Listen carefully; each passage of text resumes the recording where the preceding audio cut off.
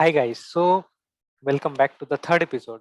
So I am hoping that you watched the previous two episodes, or at least the episode 2 where I was explaining the financial statements. Now, just to continue the same thing about financial statements, now you know that financial statements consist of a balance sheet, profit and loss account, uh, uh, balance sheet, profit and loss account, cash flow statement, notes to accounts, and statement of changes in equity. These five things.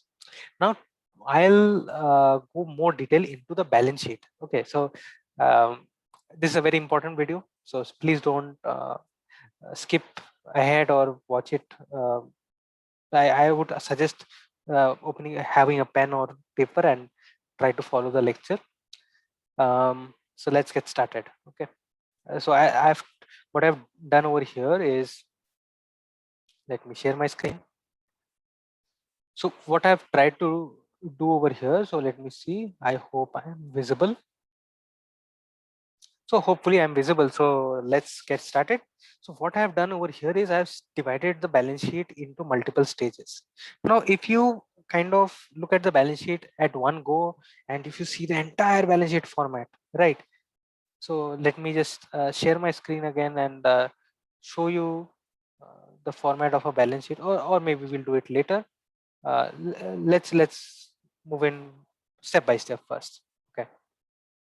So I have kind of broken the balance sheet down into multiple stages so that it's easier for you to grasp it slowly instead of just going into this entire large format. Okay.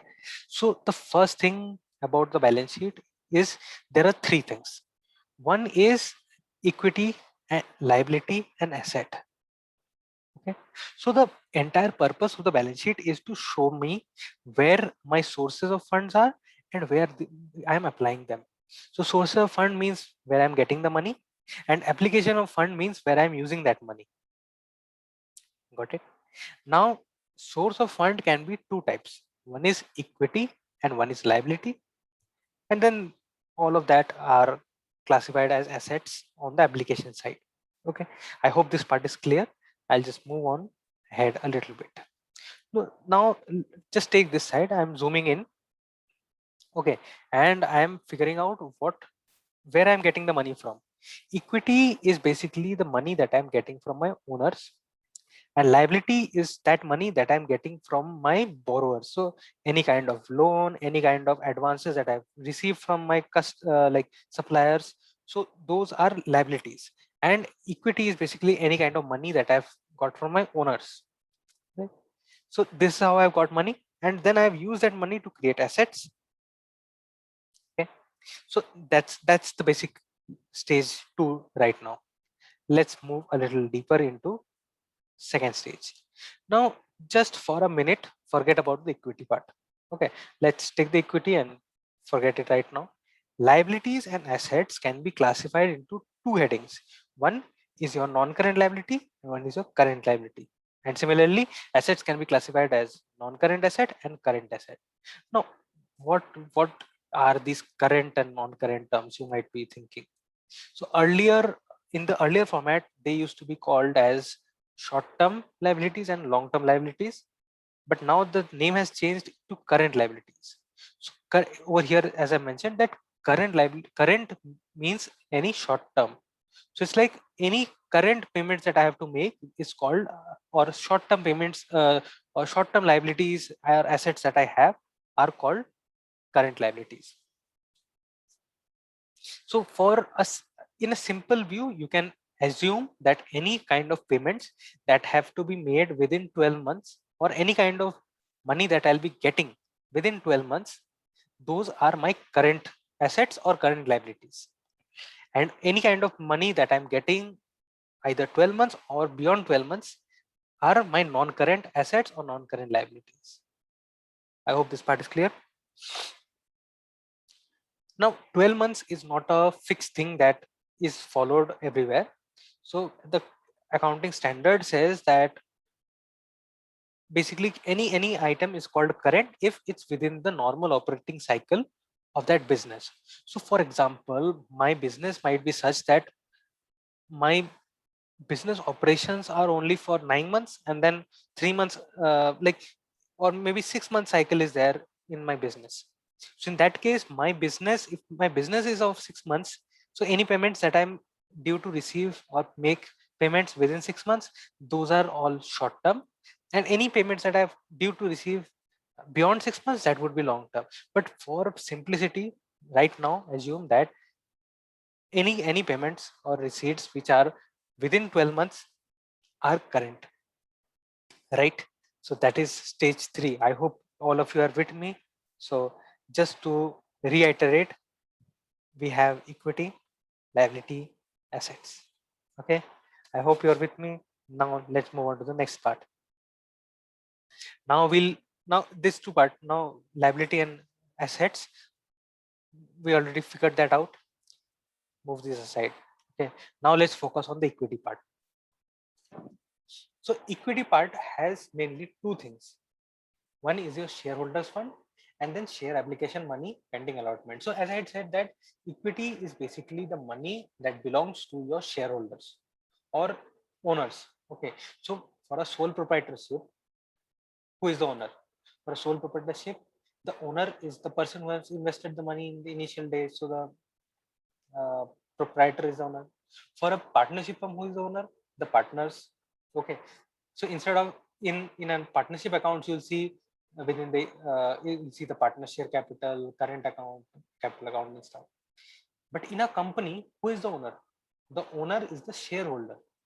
Okay, so in equity, if I say, there are two things. One is the shareholders fund, and then a share application money pending allotment. So shareholders fund is the fund that is created by, not only by the money that the shareholder has invested in the initial, the face value of the share, plus any accumulated profits over the years.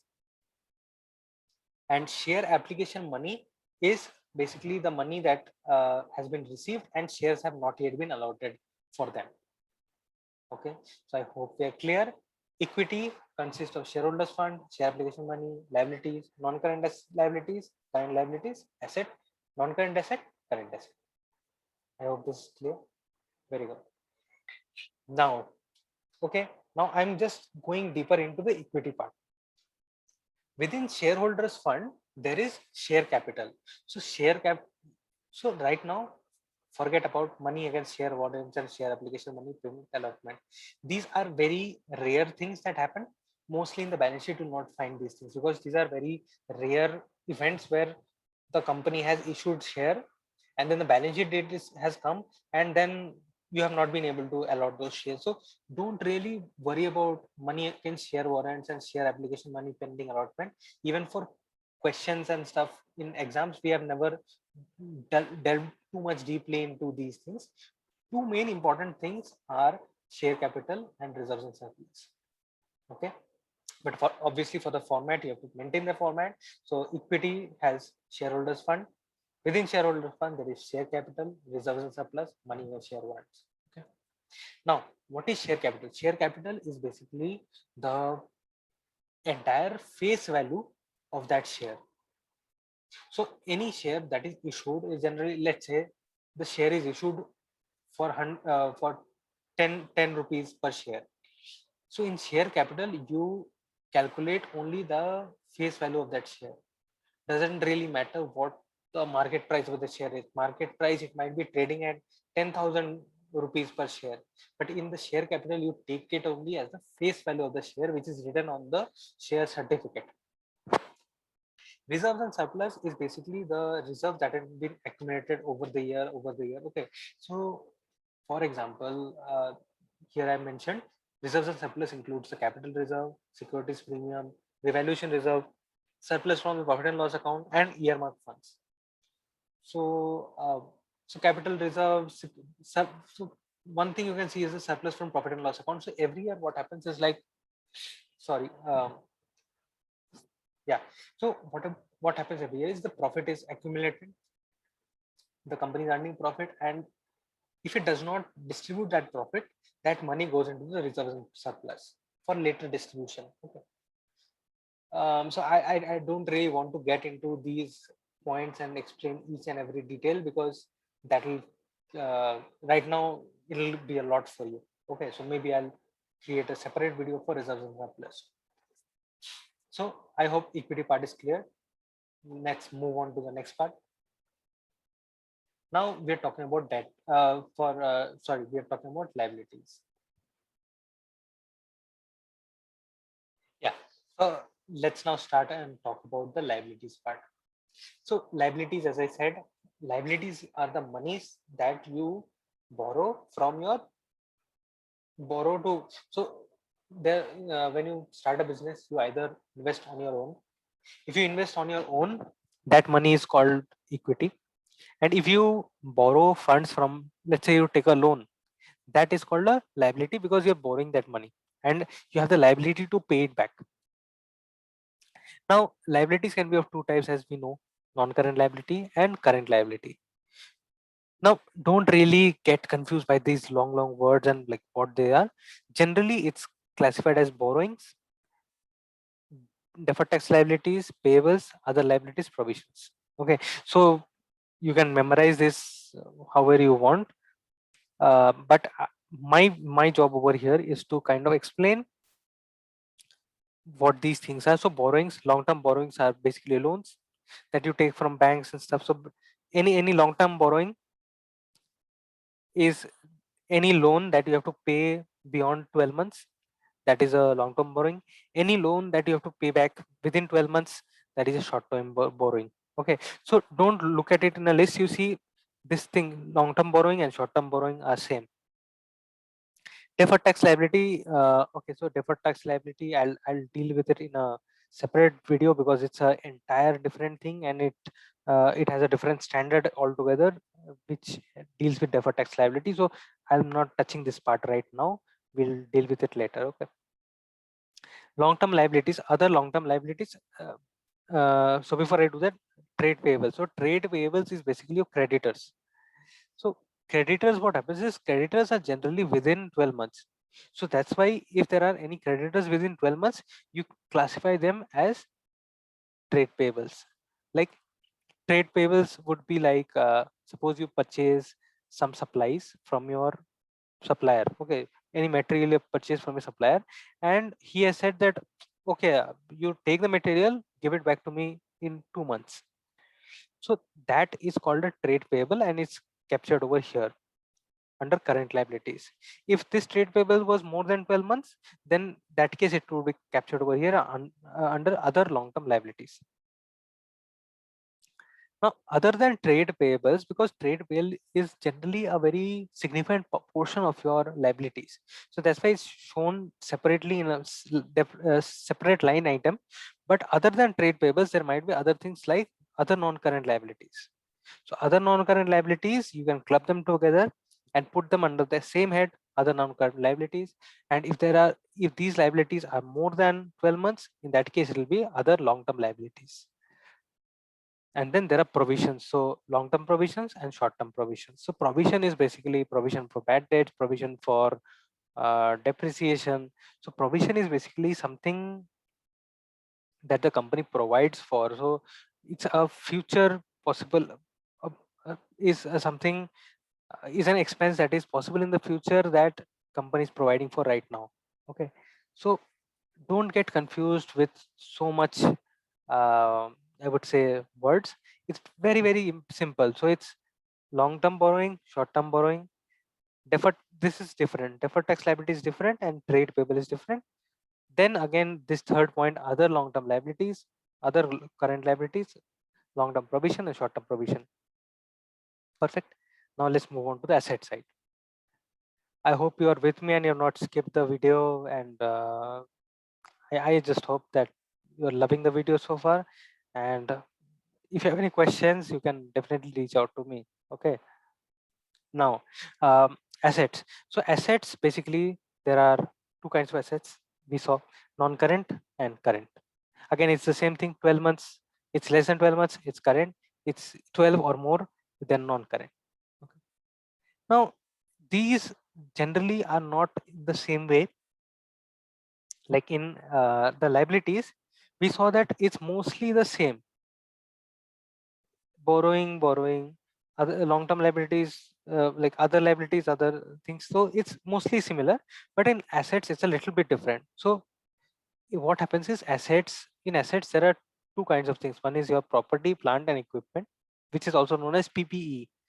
Okay, so PPE is basically all your machinery, land, building, all these assets that generally if you ask anyone what assets are, they'll say these things: property, plant, equipment, and land, building, machinery, uh, all these things. Non-current investments are basically investments that have been made for a long term. So for example, in the asset side, I'm dealing with what? Asset side, I'm dealing with my application of the fund. So once I start a business, I can either apply my funds to purchase land, purchase machinery, purchase assets, or I can be like, okay, right now I don't want to invest that money. Sorry, I don't want to purchase anything, but I want to maybe I'll need that money 5 years or 10 years later. So in that case, what we do is we make a long-term investment. That investment could be in shares. That investment could be in debentures and stuff. So like any kind of long-term investment that has been done, those are classified under not anything more than 12 months that are classified as non-current investment. So non-current investment, similarly current investments. Okay. So there's nothing called a PPE in current investment because sorry, current asset, because current as any kind of machinery is generally long term. Okay, you don't have a 12-month machine. So that's why you see this head here and you don't see this head over here. Got it? Now, again, deferred tax asset, we saw the same thing in liabilities. So here in liabilities, you saw deferred tax liability, and here again, you say deferred tax asset.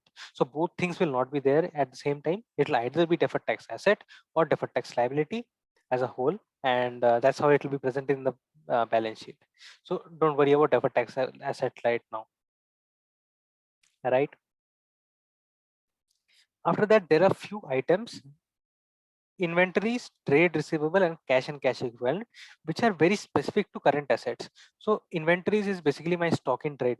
So any kind of material, finished good, work in progress, those are my inventories. And generally these inventories are used within that 12-month period. So inventories are current assets. Trade receivable, just like trade payable. So if you see the other earlier balance sheet, you can see trade payables was there. So trade payable, what was trade payable? Trade payable was any kind of money that I was owing to my supplier. In the same way, trade receivables means any money that I am yet to receive from my customer. So maybe I have paid my customer, I have given my goods to the customer and I have told him that you pay me 1 month later. So in that case, it's a trade receivable. Cash and cash equivalent. So cash and cash equivalent are basically cash. Cash includes cash, bank, any short-term investment which are highly liquid. Okay, so perhaps we'll get into this when we do cash flow statement, but see, cash can't be a long-term asset. Cash is always current asset because I can sell, like I can transact using cash at any time. So that's why cash is a current asset. And then again, see, last 2 points are same: short-term loans and advances, long-term loans and advances, other current asset, other non-current asset. So last 2 lines are the same. These 3 things are very specific to current assets. That's why these things are not there in non-current. Again, current investment, non-current investment, and property, plant, equipment is specific to non-current asset. So I hope you guys are following so far. Okay, everyone is following. Let's do a recap. Okay, or should we move ahead? Let's move ahead once.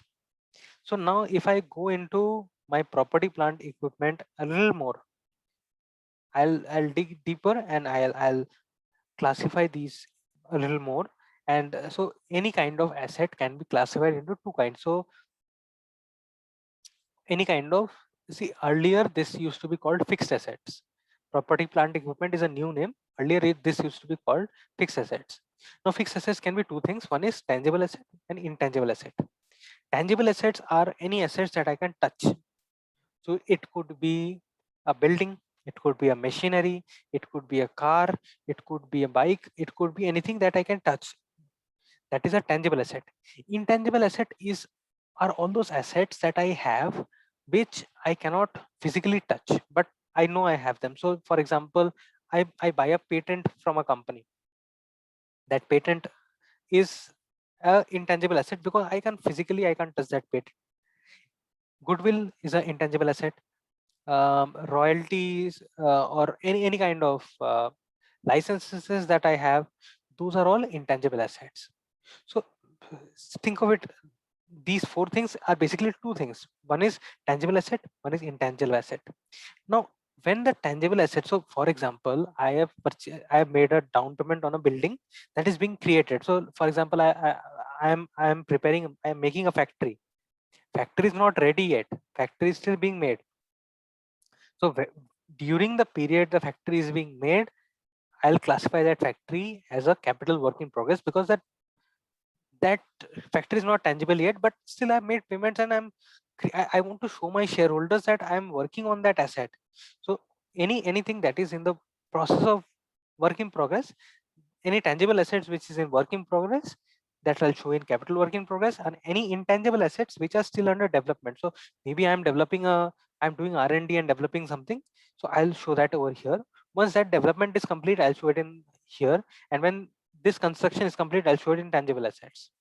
Getting my point? So even though it says four things, basically there are two things: tangible assets and intangible assets. Got it? I hope now if you look at the overview of the balance sheet and financial statements, you'll get to know a little bit more. Okay, and you can look at the entire thing at once and kind of figure out, okay, what did we discuss? Okay, so I would say pause the video and try to note down the each and every item that you saw. You will miss stuff. Okay, so you will miss stuff, but at least when you miss it, you know that okay, I missed that part, right?